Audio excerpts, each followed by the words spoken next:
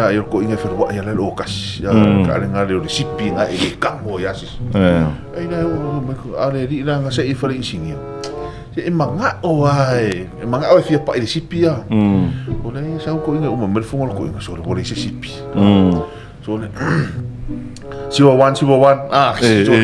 fa no mo nga so le po mo se me ko fu so wala uma ya ko inga siwa wan ya mo do fio location to le fili le mavo fa location si wo wan lo fio so ngai ka ki ngai lu ngon fa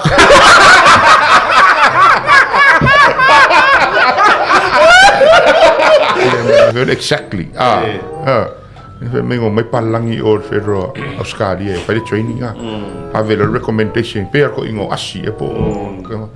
ka ngo aku de ide training oh loyo me yo fai le function foi ngale ai o palangi sia ka kayo mai no mar palangi